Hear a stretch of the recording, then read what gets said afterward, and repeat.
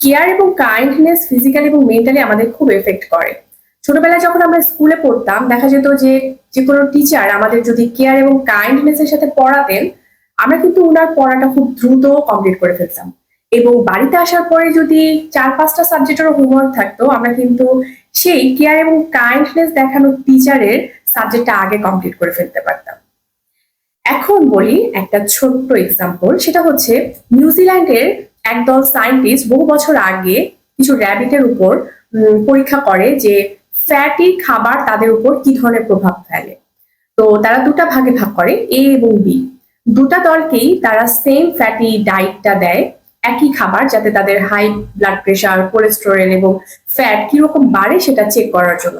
দেখা যায় এ গ্রুপটাকে আমি ধরলাম যে তাদের ফ্যাট, কোলেস্টেরল এবং হাই ব্লাড প্রেশার সবটাই খুব পরিমাণে বেড়ে যায়, কিন্তু বি গ্রুপের এটা খুব কম বাড়ে কিন্তু তুলনামূলকভাবে অনেকটাই কম বাড়ে এ গ্রুপের থেকে।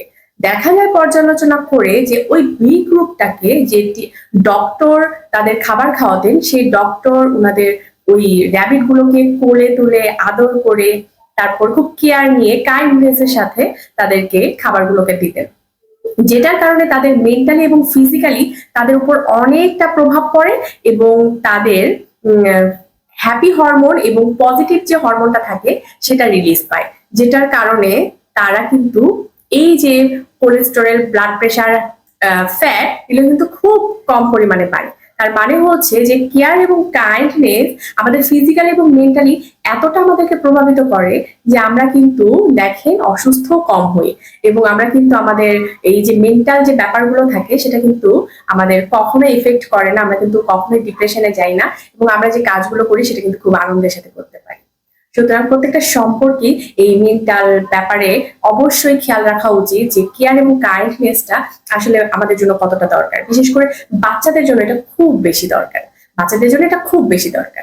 ভালো থাকবে সবাই, আল্লাহ হাফেজ।